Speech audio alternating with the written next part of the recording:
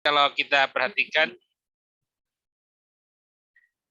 konsep clean dan good governance ini sudah lama ya. Kalau melihat upaya-upaya ini ya mungkin di sekitar periode 90-an ya, 90-an ini sebenarnya menjadi isu yang juga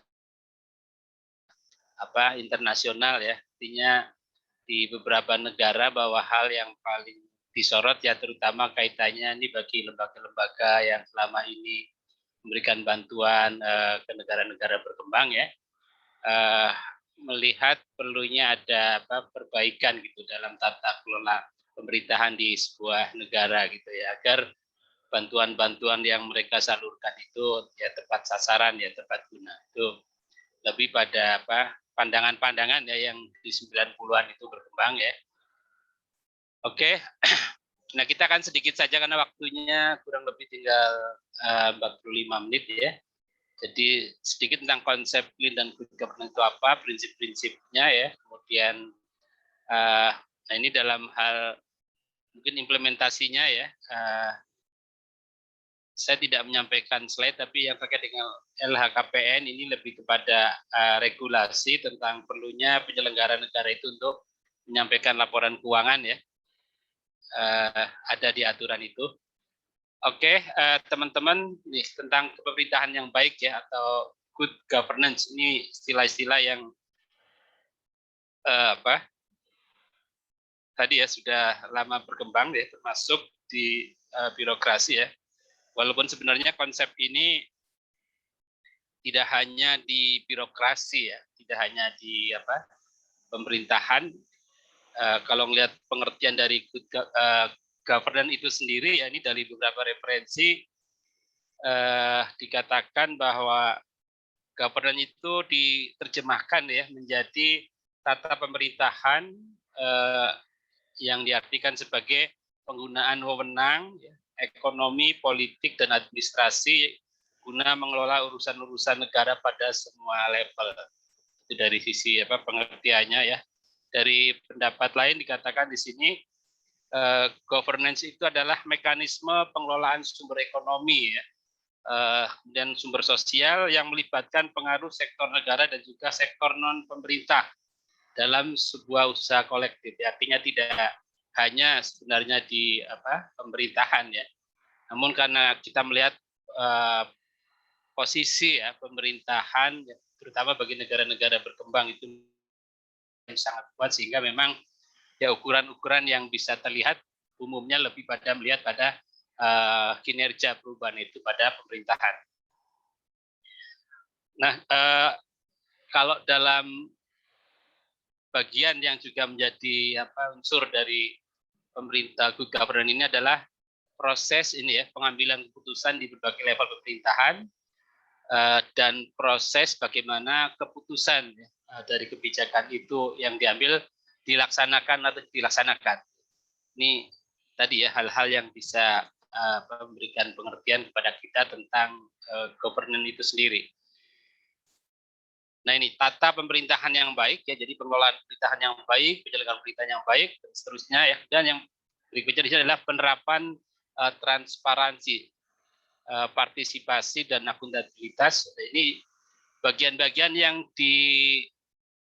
dipandang ini ya. Mungkin nanti kita akan melihat beberapa pendapat di lembaga-lembaga internasional. Biasanya ukuran-ukuran transparansi, partisipasi, akuntabilitas ini sebagai landasan awal ya bagi terwujudnya tata kepemerintahan yang baik secara umum. Kalau menurut pandangan UNDP ya, UNDP di sini, jadi tata pemerintahan adalah penggunaan wewenang ekonomi, politik dan administrasi guna mengelola urusan-urusan negara pada semua tingkat ya, tadi baik di pemerintahan maupun di swasta. Nah, tata pemerintahan ini mencakup seluruh mekanisme, proses, dan lembaga-lembaga di mana warga dan kelompok masyarakat mengutarakan kepentingan mereka ya. Tentunya bisa melalui lembaga-lembaga perwakilan yang ada maupun juga secara langsung ya. Kemudian juga menggunakan hak hukum mereka, memenuhi kewajiban, dan menjembatani perbedaan-perbedaan di antara mereka. Jadi di sini good governance adalah masalah perimbangan antar negara, ya, pasar dan juga masyarakat. Nah tadi ya saya sampaikan bahwa karena posisi pemerintahan itu strategis, ya, ukuran-ukuran ataupun karakteristik yang terkait dengan tadi ya bagaimana tata kelola yang baik itu lebih banyak disorot di pemerintahan. Oke ya, ini mungkin ini ada prinsip-prinsip menurut UNDP tadi ya terkait partisipasi ya. Jadi ukuran-ukuran adanya praktek kepemerintahan yang baik itu adanya partisipasi dari masyarakat. Ini ukuran pertama ya. Ya demokrasi itu merupakan bentuk cerminan ya bagaimana cara masyarakat untuk menentukan wakilnya, itu juga bagian ya, karena nanti di parlemen itu ya, mereka juga terlibat ya dalam proses merencanakan pembangunan ya, mengalokasikan anggaran dan seterusnya ya. Ini kepada setiap warga negara ya, nah ini juga perlu ada keterlibatan di sini. Nah keterlibatan yang diharapkan ini adalah keterlibatan yang ya sukarela ya tanpa paksaan, kemudian juga ada keterlibatan ya secara emosional dan memperoleh manfaat secara langsung dan tidak langsung dari keterlibatannya. Ini yang diharapkan ya dari partisipasi di semua level ya, di semua level apakah termasuk di perencanaan ya, dari sebuah kebijakan ya maupun juga pelaksanaannya dan juga pengawasannya ya. Ini perlu ya keterlibatan.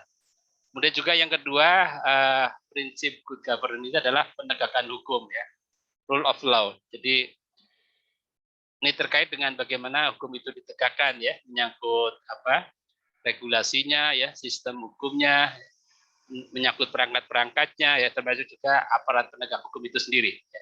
Nah mungkin kita ya bisa melihat ya sejauh ini bagaimana ya upaya penegakan hukum. Nah ini penting ya, ukuran-ukuran pemerintahan yang baik ya. Kita secara konstitusi sudah mengatakan bahwa hukum itu menjadi panglima ya dalam atau sebagai dasar dalam melakukan kegiatan pemerintahan ya. Nah ini sebenarnya juga menjadi kerangka kita juga untuk melihat di sini. Kemudian yang berikutnya prinsip transparansi ya. Jadi keterbukaan semua aspek aktivitas ya yang menyangkut kepentingan publik ya.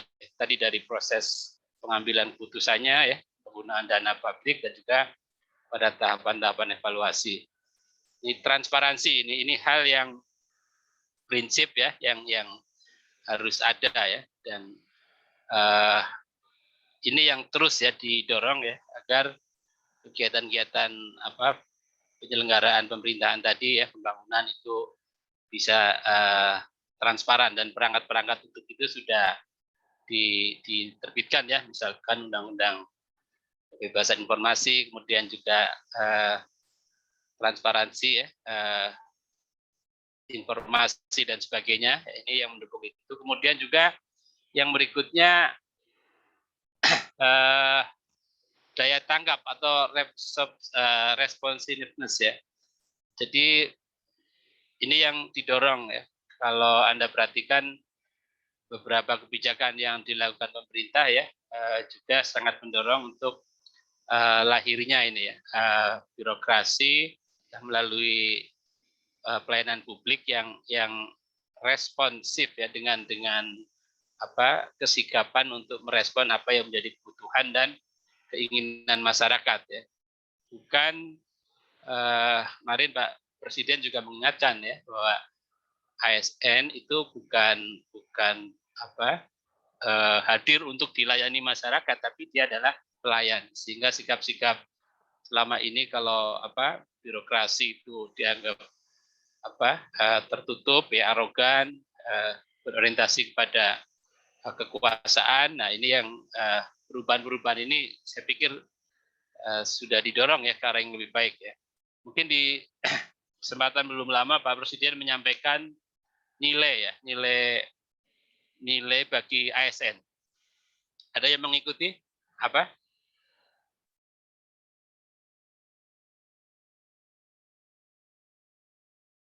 Teman-teman. yang kemarin disampaikan Presiden dan kemudian disepakati dan disetujui oleh menteri-menteri, nilai yang berlaku di pemerintahan.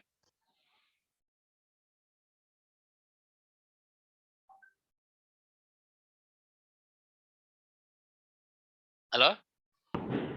Izin, Pak. Ya. Apa yang ASN berakhlak itu ya, Pak? Ya, berakhlak. Betul, itu nilai itu ya, nilai yang ditetapkan oleh Presiden. Berakhlak itu sungguhnya tadi ya, bagian-bagian dari nilai-nilai tadi. Berakhlak itu apa? Biar sekaligus ini juga ya. Yang pertama itu berorientasi pada pelayanan ya. Ya sama nih, ini kan didorong ya, ini bagian dari reformasi birokrasi mendorong untuk semua ASN itu dalam bekerja orientasinya kepada pelayanan. Jadi di Undang-Undang ASN juga sudah ditegaskan itu kan, bahwa ada 3 peran ASN ya, pelaksana kebijakan publik, pelayan publik ya, dan perekat bangsa ya, bersatu bangsa. Di sini juga diingatkan terus, diperkuat lagi ya, untuk nilai yang ada ya. Nilai ASN itu berakhlak ya. Nanti silakan Anda lengkapi, mungkin ada yang sudah baca-baca. Berorientasi kepada layanan, terus yang A-nya silakan. Berorientasi pelayanan, akuntabel, kompeten, harmonis, loyal, adaptif, dan kolaboratif. Oke ya. Akuntabel, orientasi pada pelayanan, akuntabel ya, terus kompeten, harmoni, ya, loyal, ya. Iya, Pak. Adaptif dan kolaboratif. Adaptif, kolaboratif. Nah, ini yang apa menjadi nilai ASN ya. Isu-isu adaptif ya, kolaboratif ini juga sangat penting belakangan ya, karena ya kita hidup terutama untuk kemampuan beradaptasi ya. Kita hidup dalam situasi yang sangat dinamis ya, banyak perubahan-perubahan dan kolaboratif. Ini lebih mendorong tadi kita nggak bisa bekerja sendiri, tapi harus bersinergi ya, kerjasama dengan yang lain. Ini sering juga nih disampaikan Bu Menteri ya, 2 nilai terakhir ini di samping profesional. Nah ini juga bagian tadi ya, daya tanggap. Ini prinsip dalam praktek pemerintahan yang baik, kemudian juga berorientasi pada konsensus ya. Ya ini prinsip musyawarah ya, artinya dalam mengambil sebuah keputusan ya, kita coba untuk melakukannya secara dengan musyawarah ya, musyawarah untuk mendapatkan mufakat. Ini juga bagian dari nilai yang bisa kita ambil dari falsafah hidup kita ya di Pancasila. Itu di sila keempat ya, itu mengedepankan aspek musyawarah untuk mufakat. Dan juga prinsip yang ke-6 ini ya, ini keadilan atau kesetaraan. Kita di pemerintahan juga sangat diberikan dorongan ya untuk seperti itu ya, mungkin dari diskriminasi ya, kita bersikap sama ya, tidak mengenal perbedaan-perbedaan ya. Nah ini juga peran-peran yang terkait dengan nantinya ya, Anda, saya juga memiliki kesempatan yang sama untuk ya semua masyarakat ya mendapatkan kesejahteraan dan seterusnya. Nah, ini prinsip-prinsip ya yang terkait dengan praktek tadi pemerintahan yang baik ya, menurut UNDP.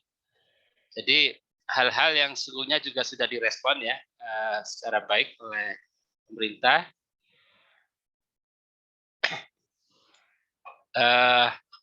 Nah ini pada bentuk implementasinya ya.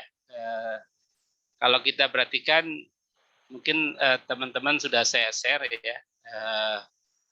Itu dari aturan yang dikeluarkan KPK berkaitan dengan kewajiban penyelenggara negara ya untuk menyampaikan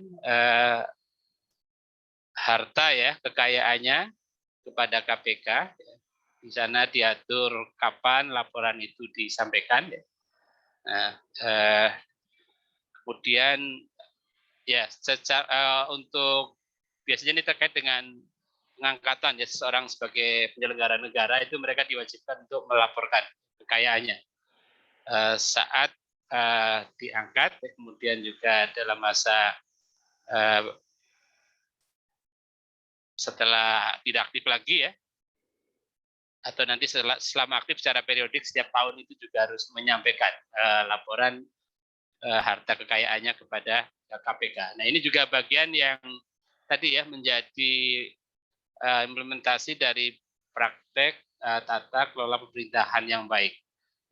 Kemudian berikutnya implementasi good governance tadi ya, kalau di birokrasi ya kita banyak tadi dengan program-program reformasi birokrasi ya, termasuk secara kelembagaan ya kita memiliki kementerian ya, Menpan RB. Ini untuk mengawal, memastikan bahwa proses-proses secara ini ya praktek langsung bagaimana perubahan-perubahan sistem, perubahan-perubahan kelembagaan ya untuk mendukung wujudnya pemerintahan yang tata kelola pemerintahan yang baik itu sudah banyak ya dilaksanakan. Oke, kemudian juga yang ketiga ini berkaitan dengan ini juga bagian ya miniatur dari pelaksanaan reformasi birokrasi ya, di mana di semua instansi pemerintahan itu didorong gitu ya tadi untuk bagaimana mengimplementasikan prinsip-prinsip tata kelola pemerintahan yang baik ya, itu diwujudkan dalam pencanangan setiap instansi ya di pemerintahan itu untuk menuju instansi yang zona integritas ya, menuju wilayah bebas korupsi dan wilayah wilayah WBBM, wilayah birokrasi bersih melayani ya. Nah ini bagian-bagian yang didorong ya, bagian dari implementasi. Nanti saya akan coba share terkait dengan WBK, WBBM ya, implementasinya seperti apa. Nah ini sorry tadi ini ya mengulang ya. Tadi bagian dari prinsip. Kenapa tadi ini ya? Saya nanya ya. Nah, yang prinsip berikutnya ini tentang efektivitas dan efisiensi ya. Ini juga kalau kita perhatikan tidak kurang ya berbagai upaya baik di tingkat nasional maupun juga menjadi kebijakan di setiap kementerian untuk mendorong ya perlunya bagaimana kerja-kerja di pelayanan publik itu efektif ya dan juga efisien. Kita punya undang-undang terkait dengan pelayanan publik ya.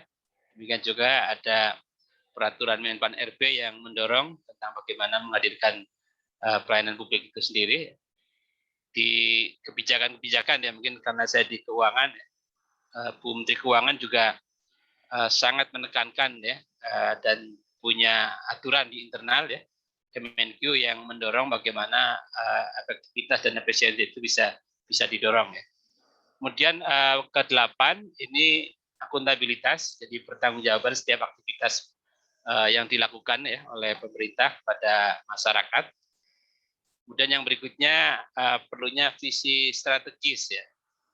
Jadi setiap pimpinan di sebuah unit pelayanan publik ini harus punya visi ya tentang pandangan yang ingin dituju berkaitan apa yang akan dilakukannya dalam jangka pendek maupun juga jangka panjangnya ya. Ini sebenarnya sudah ada lah, sudah dimiliki ya. Oke, baik teman-teman, kembali ke awal. Ya, baik itu mungkin silakan kalau ada yang mau disampaikan, saya akan coba tambahkan dengan bahasan yang berkaitan dengan salah satu bentuk miniatur ya, miniatur pelaksanaan tata kelola pemerintahan yang baik ya, tadi berkaitan dengan implementasi JI ya, WBK, WBM. Bisa terlihat nggak, teman-teman?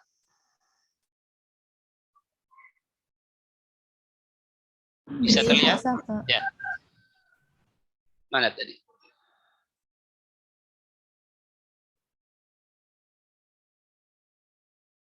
Oh, ya, sharingnya apa? Hilang lagi.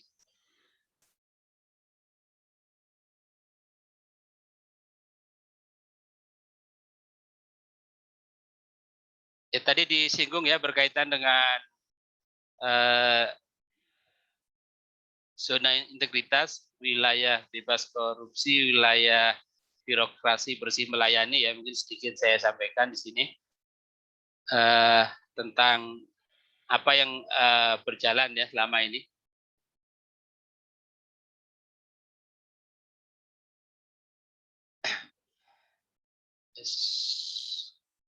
Oke, mungkin dari sini lah paling nggak untuk memberikan gambaran tadi ya. Jadi kita memahami tentang apa yang dimaksud dengan zona integritas, WBK dan WBPM ya. Jadi WBK, WBPM tadi ini merupakan miniatur ya implementasi dari reformasi birokrasi di unit kerja. Jadi didorong setiap instansi ya untuk instansinya itu menuju pada kriteria ya sebagai kantor yang dinilai nanti ya masuk dalam kategori ya, karena ini penilaian jadi akan mendapatkan predikat sebagai instansi yang zona integritas tadi ya, wilayah bebas korupsi dan wilayah birokrasi bersih melayani.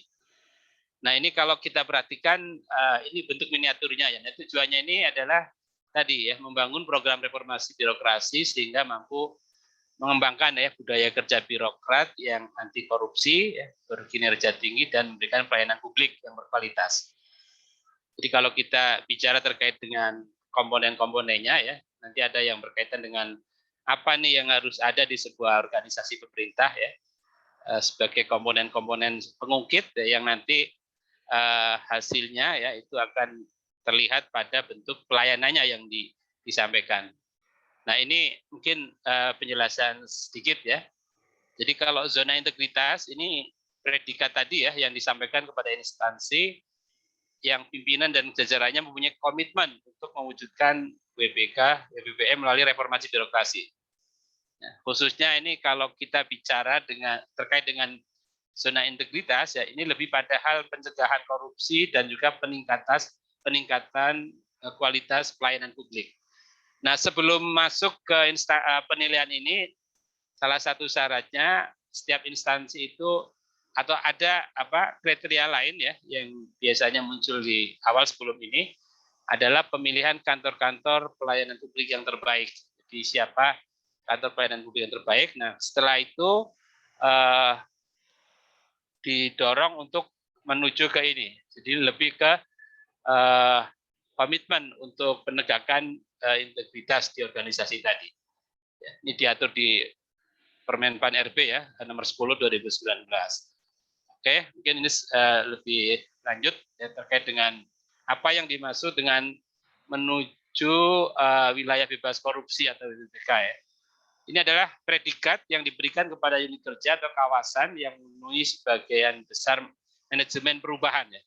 Jadi nanti aspek-aspek yang ada di organisasi tadi ya, itu dari sisi manajemen perubahannya seperti apa, penataan tata laksananya, penataan sistem manajemen SDM-nya, kemudian juga pengawasannya ya. Jadi ini berkaitan dengan SPEP standar pengendalian internal di organisasi tadi, kemudian juga penguatan akuntabilitas kerja. Nah ini kantor yang memiliki kriteria ini ya nanti akan mendapatkan predikat sebagai instansi yang WBK. Nah, sementara kalau yang WBBM ini lebih tinggi lagi. Jadi predikat yang diberikan kepada unit kerja atau kawasan. Unit kerja ini instansi ya, instansi. Kalau kawasan ini kalau misalkan melihat pada kawasan di satu kawasan ekonomi tertentu ya, Misalkan di Batam, itu nanti untuk penyelesaian satu pekerjaan kan bisa jadi terjadi dilaksanakan oleh berbagai instansi. Itu yang dimaksud dengan kawasan ya. Jadi ada yang berlaku di instansi, ada juga yang berlaku di kawasan. Nah, kalau pada WBBM ini komponen-komponen ya yang nanti akan dinilai ini memenuhi sebagian besar manajemen perubahan ya. Kemudian hampir sama ya, kemudian penata laksanaan, kemudian juga sistem manajemen SDM, penguatan pengawasan dan penguatan ya kinerja dan penguatan kualitas pelayanan publiknya. Jadi ada ukuran yang lebih ditekankan lagi pada kualitas pelayanan publiknya. Nah ini ya teman-teman, sekedar untuk bisa kita lihat. Nah ini kalau tadi terkait dengan komponen-komponennya ya, apa yang harus ada ya terkait dengan manajemen perubahan misalnya. Ya. Ini mengubah secara sistematis dan konsisten mekanisme cara berpikir ya serta budaya kerja yang menjadi lebih baik. Nah ini indikatornya ini. Jadi di kantor tadi harus ada tim kerjanya, ada dokumen perencanaannya, ada pemantauan ya, ada perubahan pola pikir dan budaya kerjanya. Nah, ini nanti yang akan dilihat apakah ada nggak di organisasi tadi ya, yang masuk dalam komponen pengungkit tadi. Jadi ada pembentukan tim pembangunan zona integritas, kemudian juga menetapkan anggotanya, dokumennya apa buktinya ya, kegiatan pemantauannya. Ini terkait dengan manajemen perubahannya, kemudian penataan tata laksananya. Ini lebih pada tujuan peningkatan efisiensi dan efektivitas ya, sistem proses kerja yang jelas, efektif, efisien dan terukur ya. Ini kita melihatnya SOP kegiatan utama ada enggak di setiap kegiatan di kantor tadi ya. Kemudian di office-nya sekarang kan banyak pelayanan yang kita menggunakan ini ya teknologi informasi ya. Jadi sistem-sistem yang sekarang berbasis pada informasi sudah enggak dibuatkan aplikasinya dan sebagainya. Kemudian juga bagaimana penerapan kebijakan terkait dengan adanya keterbukaan informasi ya yang ada di organisasi tadi. Seperti apa? Ini berkaitan dengan penataan tata laksana ya.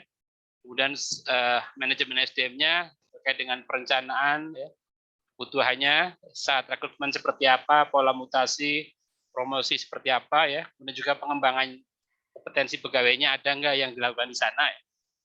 Oke, ini teman-teman ya mungkin sekedar gambaran aja, termasuk juga penataan sistem manajemen. Ini lanjutan tadi ya, ada perencanaan kerja individu, ya, SKP, penegakan aturan disiplin, kode etik, kode pegawai, ada nggak di situ ya?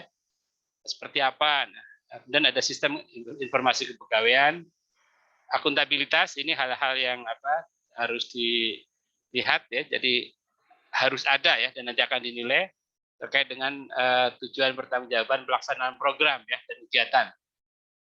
Seperti apa? Ada rencananya enggak? Ada penyusunan penetapan kinerja enggak? Pemantauannya seperti apa ya? Ini untuk melihat keterlibatan pemimpinannya, kemudian pengelolaan akuntabilitas kinerja dan sebagainya.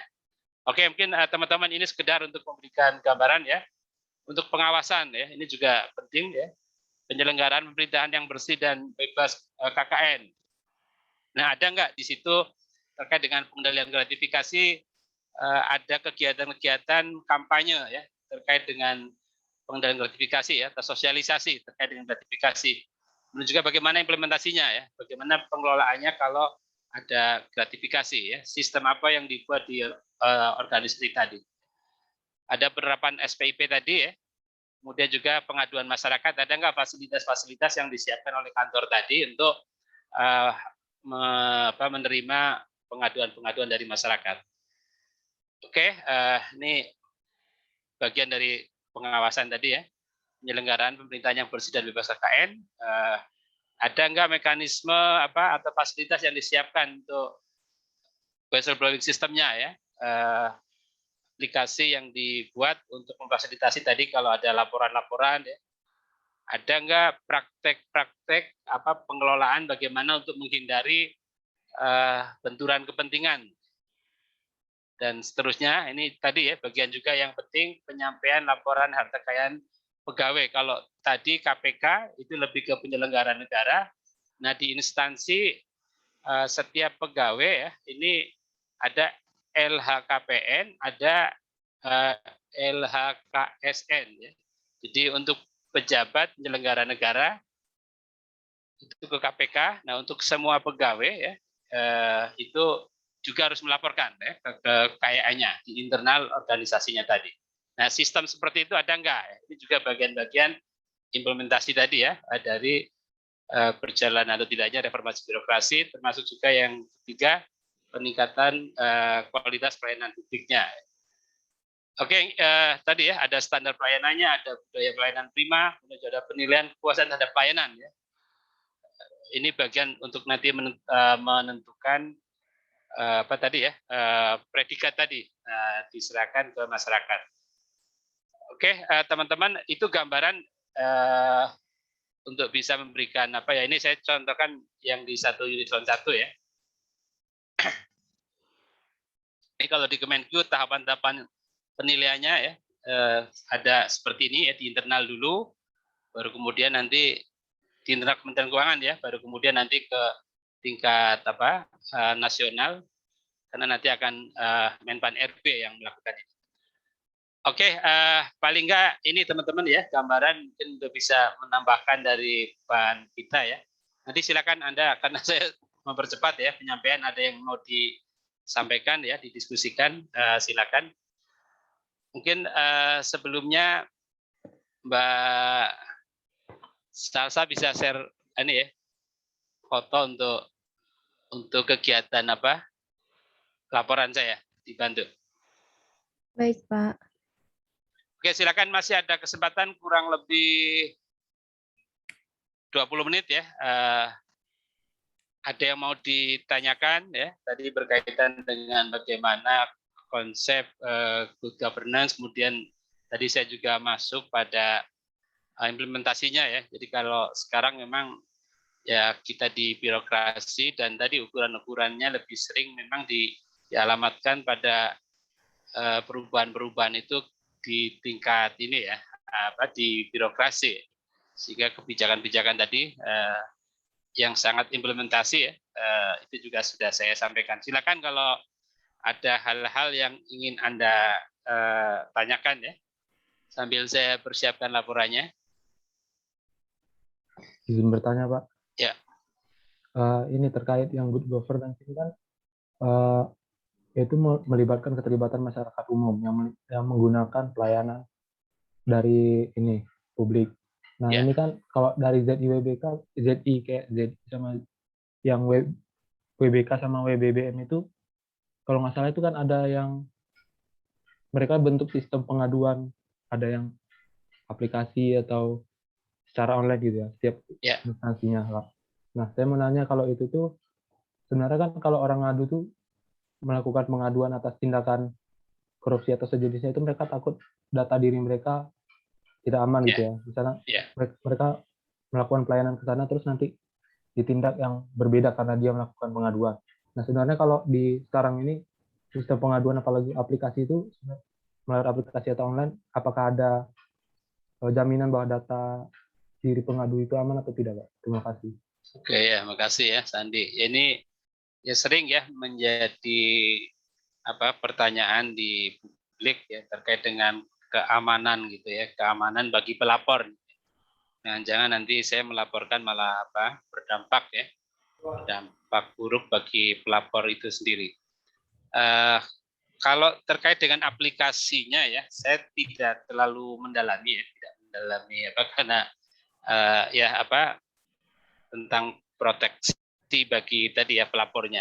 Tapi kalau hemat saya ya, walaupun saya tidak terlalu tahu teknis aplikasi itu, unsur perlindungan kepada pelapor itu tetap tetap dijamin. Karena kalau kita perhatikan di undang-undang pun juga sampai ada kan ya, undang-undang pelindungan saksi ya, dan sebagainya. Ini untuk menjamin, karena ini menjadi problem ini. Ya. Lalu menjadi pertanyaan. Nah, saya tidak terlalu tahu secara teknisnya ya bagaimana mekanisme Tapi memang data kita pelapor ya,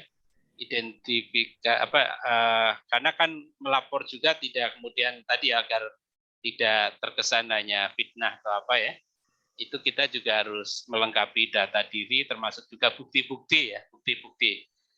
Nah, mekanisme teknisnya saya tidak terlalu tahu ya di aplikasi itu, tapi saya punya keyakinan dijamin lah ya, dijamin ya.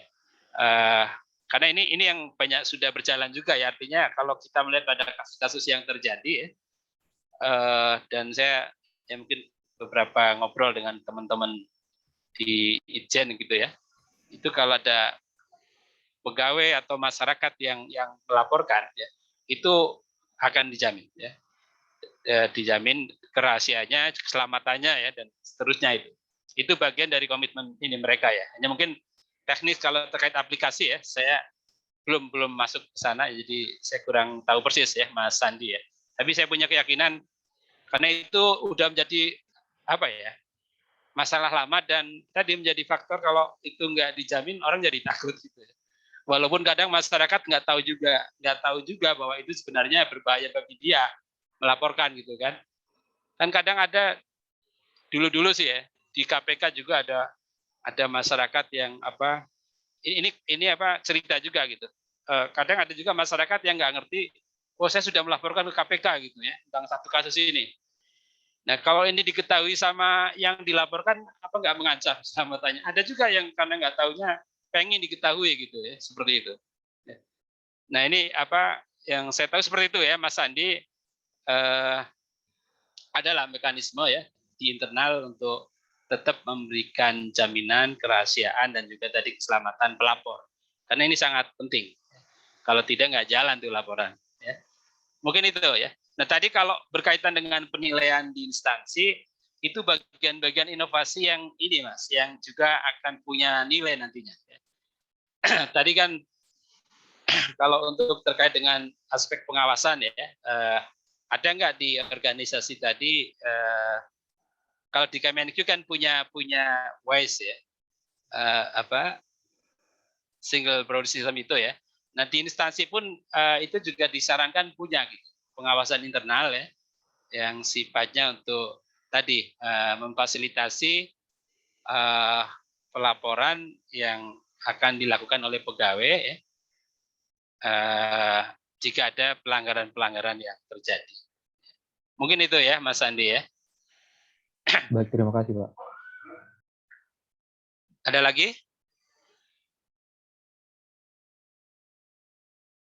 Pak, izin bertanya. Ya. Siapa? Jihan. Bagaimana kalau suatu organisasi itu tidak mempunyai unit pelaporan gratifikasi, Pak? Apakah pegawai itu yang menerima tidak material sedikit saja? Apakah itu harus tetap dilaporkan ke KPK? Apakah itu nggak kejauhan gitu, Pak, kalau organisasinya itu tidak mempunyai unit pelaporan? Terima kasih, Pak. Ya, Jihan. Oke, pertama begini ya, terkait mekanisme pelaporan, memang yang pertama KPK ya, yang menetapkan aturan terkait pengendalian gratifikasi ya. Kemarin saya share juga ya materi itu. Nah, kemudian tindak lanjutnya di setiap kementerian itu juga perlu membentuk itu. Ya. Kalau saya kemarin share di Kemenq ya, saya nggak tahu yang maksud Jihan di kantor mana ya. Kalau di Kemenq, tapi saya berpikir juga yang lain, karena ini sudah cukup lama ya, saya yakin punya gitu. Di Kemenq itu ada PMK 07 ya, 2017 tentang pengendalian gratifikasi. Itu di sana disebutkan bahwa di setiap instansi itu perlu dibentuk unit yang secara khusus menangani gratifikasi. Itu di Kemenq ada. Nah, fungsi itu dalam prakteknya dilakukan oleh unit, atau kalaupun di level paling bawah gitu ya, di kantor-kantor operasional, itu di seksi kepatuhan internal. Ya, di seksi kepatuhan internal. Itu ada. Ya, artinya begini, bukan katakan bukan lembaga khusus ya, tapi salah satu fungsi yang dilakukan oleh unit kepatuhan internal. Ya. Bahkan saya kemarin dalam kegiatan pelatihan ya, ada salah satu unit eselon 1 di Kemenq ya. Saya sebut Direktorat Jenderal Perbendaharaan ya, kan ini hal positif yang bagus ya. Mereka itu sudah sampai punya instrumen aturan dalam bentuk peraturan dirjen. Ya. Jadi peraturan dirjen terkait dengan kerangka penguatan integritas ya. Itu ada 20 instrumen. Salah satu instrumen itu adalah pengendalian gratifikasi. Jadi di situ apa diatur ya? Tentunya mengacu ke PMK 07 tadi 2017 karena itu berlaku di Kemenq. Kemudian di eselon 1 pun juga sudah ada yang sampai punya regulasinya gitu. Ya. Jadi contoh yang saya sampaikan tadi di Perben itu untuk instrumen pengendalian gratifikasi itu ada petunjuknya. Di kantor tadi apa yang menjadi peran pimpinan kantor tadi, apa yang menjadi peran unit kepatuhan internalnya, apa yang menjadi peran pegawai, di situ ada diatur seperti itu ya. Nah ini hal-hal kalau kita lihat memang proses-proses perubahan ya yang cepat di Kemenq seperti itu. Nah kemarin di tingkat kementerian kita baru mengeluarkan putusan Menteri Keuangan berkaitan dengan framework integrity framework. Ya. Jadi ini juga nanti akan berlaku untuk semua eselon 1 di Kemenq ya tentang framework integritas. Bagaimana kebijakan-kebijakan terkait dengan implementasi integritas di organisasi ya, termasuk juga tentunya hal yang sangat paling selama ini menjadi penekanan pada terkait dengan pengendalian gratifikasi. Nah itu ya Mbak Jihan. Jadi pertanyaannya kalau penerimaan yang kecil apakah harus dilaporkan gitu ya? Kalau paling tidak memang saya nggak tahu kecilnya itu ukurannya apa ya. Kalau hanya mungkin sih kalau bisa di kantor ya disampaikan lah ke bagian kepatuhan internalnya tadi ya. Cuman kan tadi ukuran kecilnya saya juga kurang punya gambaran ya. Tapi yang penting setiap penerimaan apapun yang diterima oleh ASN berkaitan dengan pekerjaannya ya itu dilaporkan. Nanti tergantung pada penetapan dari apa yang kita terima tadi, apakah boleh kita gunakan atau tidak. Gitu. Apapun ya, itu perlu kita laporkan. Mungkin begitu ya. Kalau kami Widya Suara di BPSDM ya, ini diinisiasi oleh satu teman, kan kita kadang sering keluar nih ya, waktu offline gitu kan, diundang ke beberapa tempat, ada yang ngasih cindera mata lah ya. Nah itu kita tampung sementara di lemari. Karena kalau misalkan tadi ya terkait dengan kalau harus laporkan tuh kayaknya ini barang-barang yang sangat dan mungkin merepotkan ya. Tapi memang aturannya harus seperti itu ya. Kalau saya di BPPK pernah sampaikan juga ke unit kepatuhan internal di BPPK ya. Gimana nih kalau saya nerima kadang kan ada kaos gitu ya, ada ya sekedar inilah karena kegiatan outbound biasanya mereka pakai kaos seperti itu ya, paling nggak kita laporkan lah ya. Saya pernah berkunjung juga ke satu Pemda karena hubungan baik gitu ya, mereka ngasih cindera mata ya kita laporkan seperti itu. Mungkin itu yang harus kita kelola ya Jihan ya. Kalau kayak makanan kemarin gimana? Ya kita ini dulu lah yang lebih ya. Kalau sudah kayak kemarin kan mungkin ya kan ke depannya lah bisa. Paling nggak kita sudah tahu ya mungkin dari hal-hal yang semacam itu. Oke mungkin itu ya Jihan ya. Semoga bisa menjawab. Oke izin saya selesaikan dulu laporan ini. Silakan ya teman-teman.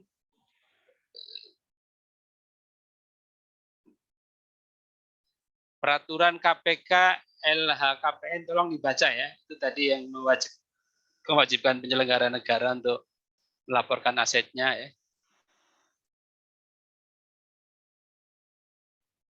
Izin bertanya, Pak. Oke, silakan. Sambil saya ini ya, waktu Iya, Pak. mau laporan silakan.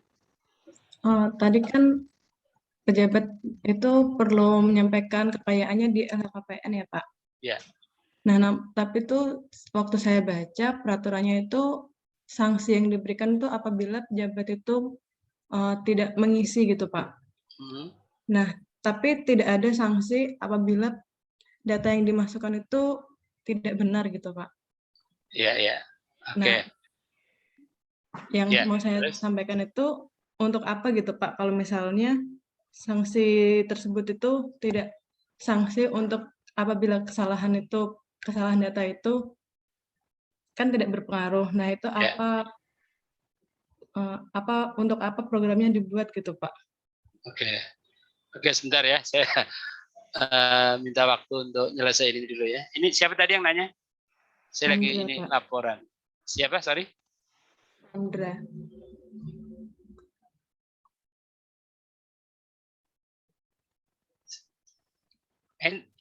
Mana coba?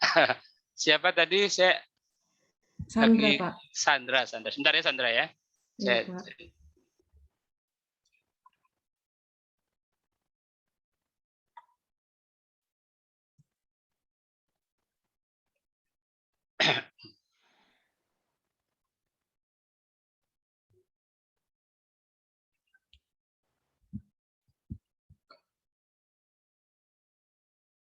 Oke, tugas workbooknya sudah ya. Saya terima kasih. Saya belum cek.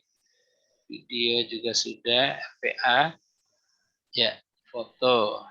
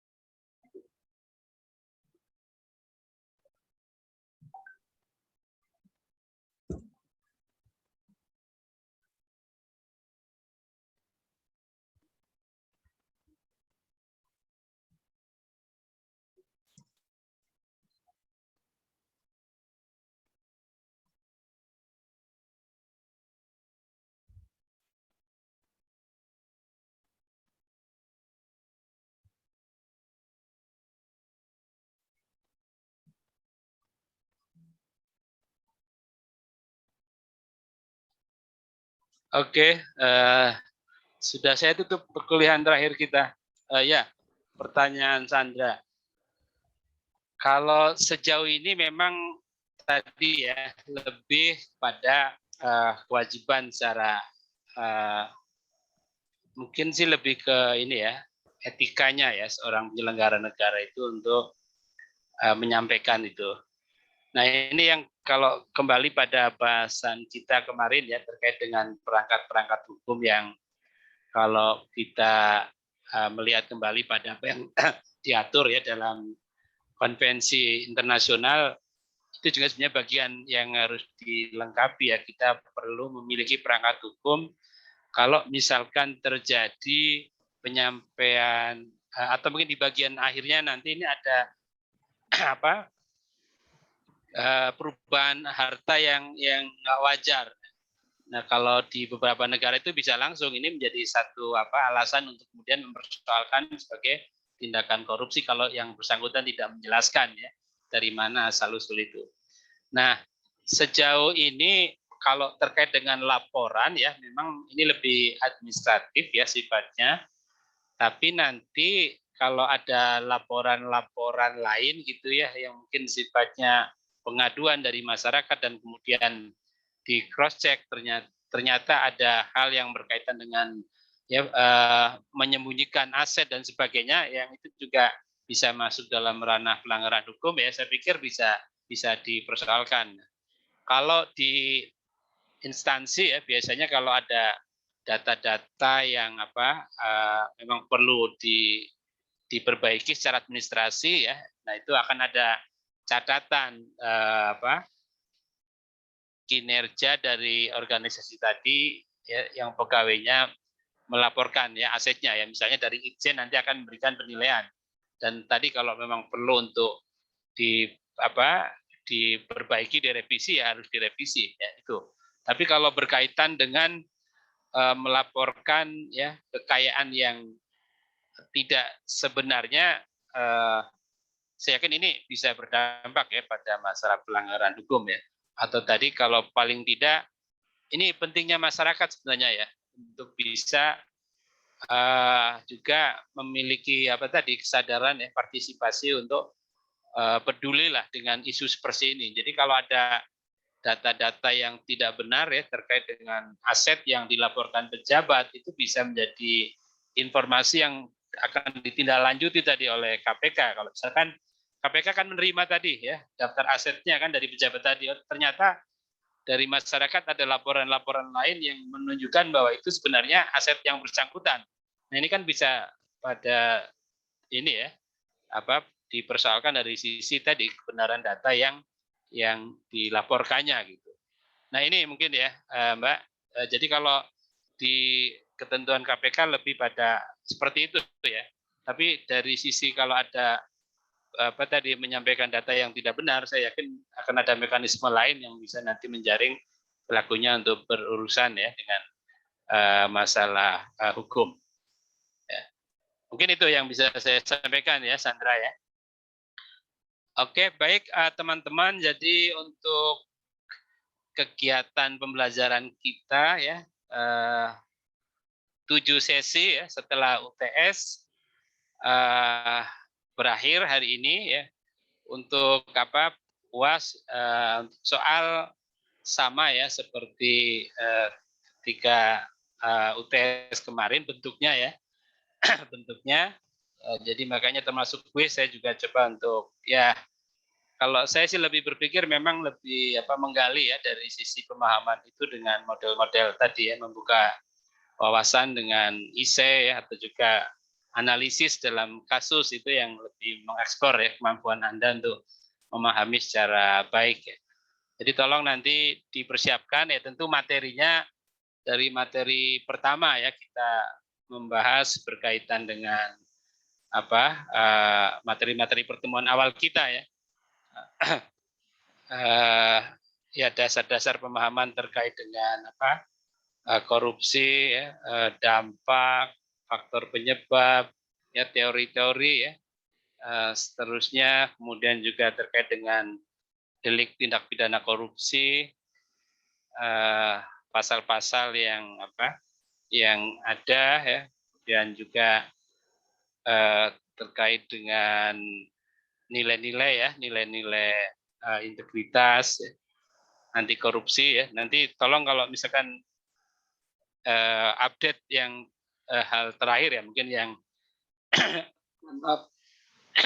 relevan ya dengan agenda kita ya, di nilai-nilai Anda sebagai ASN mungkin yang disampaikan Pak Jokowi ya, kalau nanti juga itu juga bagian yang mungkin bisa menambah ya. Jadi ASN itu berakhlak ya, itu nilai yang tentu ini relevan juga kalau di Kemenq ada nilai-nilai organisasi ya. Kemenq ini untuk ASN secara nasional juga ada berakhlak. Jadi tolong Anda nanti bisa dipelajari juga ya masalah itu.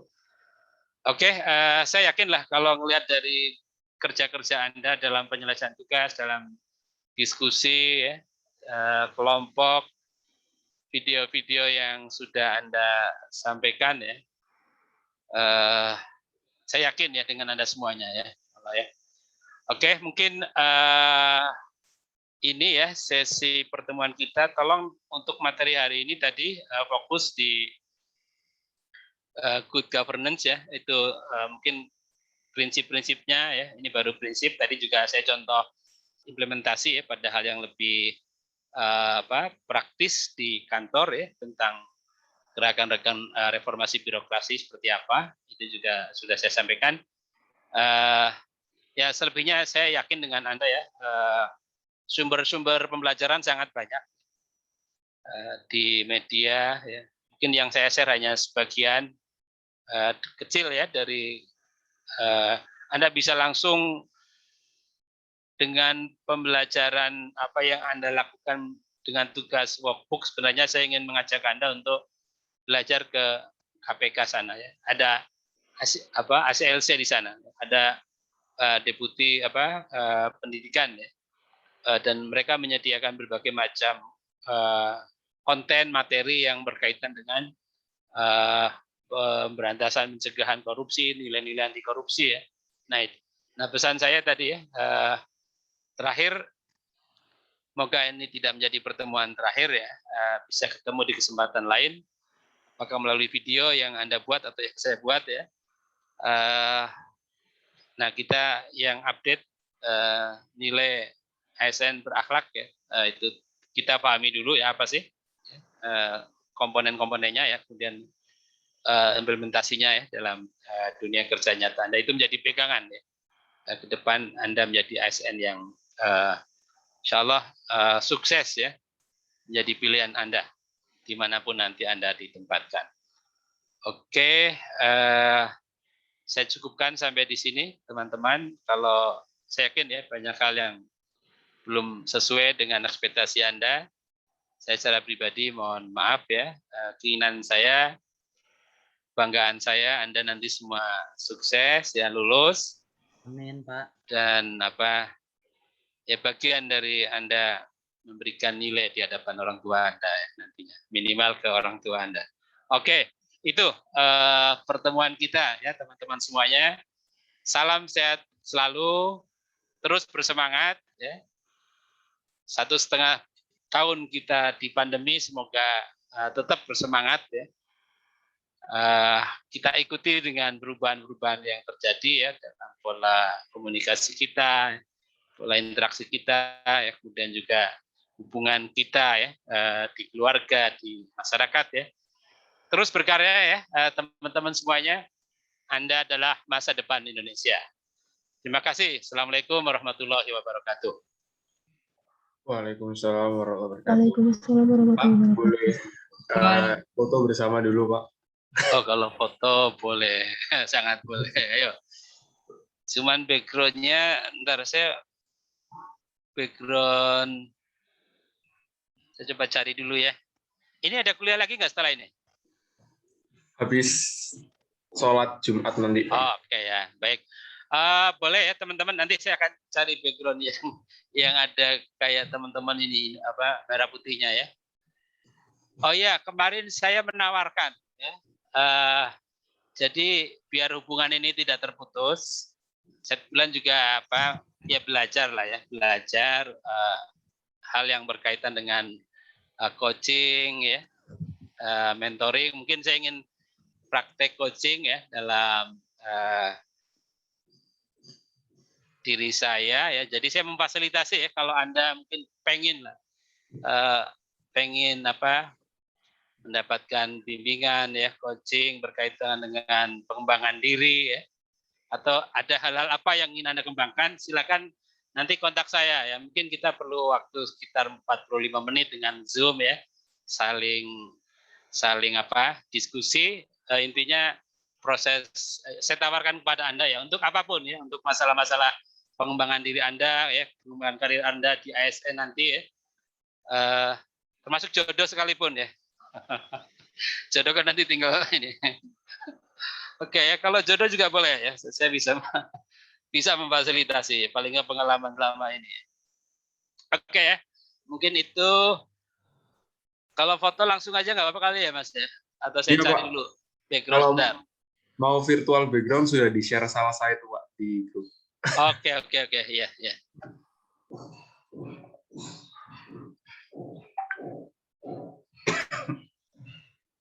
Di mana, di WA atau di sini, di chat sini?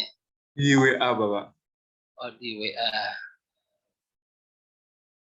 Oke ya, nanti bisa Japri yang mau konsultasi. Saya juga mengamalkan ilmu saya yang saya peroleh dari BPPK ya. Saya difasilitasi pelatihan-pelatihan itu. Bentar, ini harus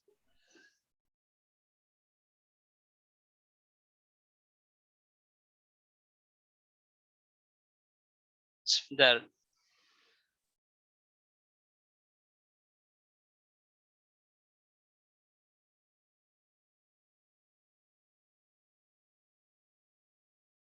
Saya harus keluar dulu sebentar.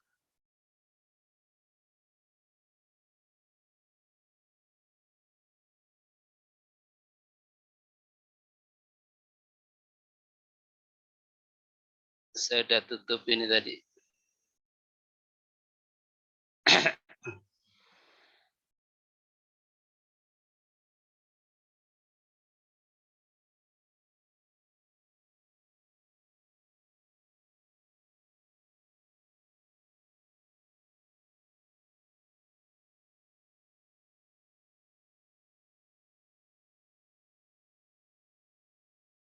Woi, keren. Sebentar ya.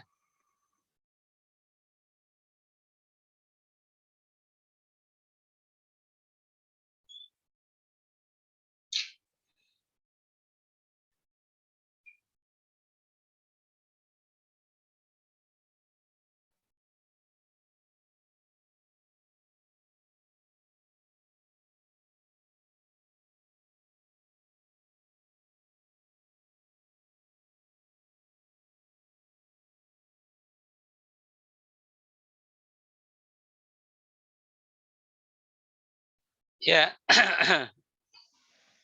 keren wah. Ini merah putih ya. Belakangnya gedung KPK.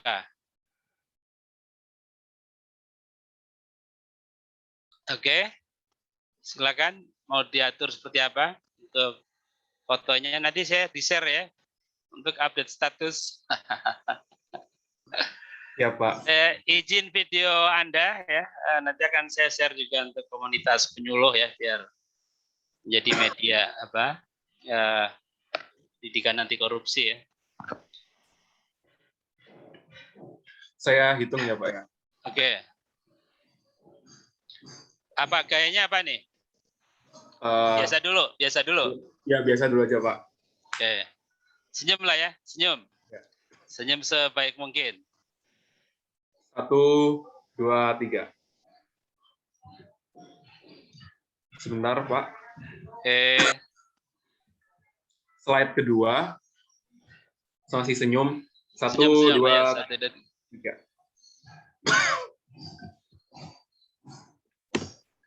Nah, sekarang ganti gaya Pak. Gayanya gini, kalau boleh sih simbol-simbol apa anti korupsi mau seperti apa, tapi saya waktu di kelas penyuluh itu ada seperti ini nih, kayak bisa ngelihat nggak? Nggak kelihatan. Huruf ini Pak. Iya, iya. Oke, Kayak siap. gini nih. Nah, mau ditaruh. Jadi kelihatan nggak?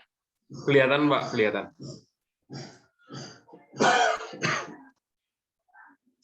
Oke, Yang bagus gimana? Yang bagus. Oke ya, kayak gini ya. Iya. 1, dua jari ini. Oh, 2. Ya. 1, 2, 3. Sebentar Pak. Ya. Slide yang kedua. 1, 2, 3.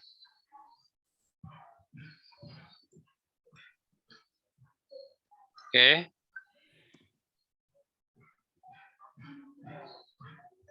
Sudah Pak. Sudah cukup. Oke, makasih ya teman-teman. Sehat semuanya, semangat ya. Kalau yang lagi kurang sehat, pikirannya tumbuhkan sehat. Saya harus sehat gitu ya. Sehat. Insya Allah itu yang menguatkan kita ya. Oke, terima kasih teman-teman. Jadi saya nanti Juga, boleh Pak. ya kalau mau WA pribadi atau apa tadi yang tawaran itu biar kita tetap nyambung ya. Termasuk dimanapun nanti kalau Anda sudah ditempatkan ya. Oke, kita tetap silaturahim ya. Baik, cukup ya. Makasih teman-teman. Saya akan izin untuk keluar dulu. Jadi kalau kantor saya PPSDM ya, PPSDM Purnawarman lah kalau mungkin. Kalau dulu di PKN Stan ya, sampingnya itu. Tapi udah 2 tahun lebih pindah ke kantor pusat di Purnawarman ya. Kalau suatu saat kita sudah normal ya, bisa ketemu, saya akan sangat terbuka ya untuk diskusi hal yang berkaitan dengan nilai-nilai organisasi ya, pendidikan anti korupsi, integritas, coaching ya, pengembangan diri dan sebagainya ya. Saya juga di Bekenstein mengajar budaya Nusantara dan pengembangan diri ya. Saya akan siap sharing pada Anda ya. Oke. Cukup ya, saya izin end, mungkin Anda punya agenda lanjut, silakan ya. Oke, terima kasih. Assalamualaikum warahmatullahi wabarakatuh. Waalaikumsalam. Terima kasih. Sama-sama ya. Oke, kita akhiri ya.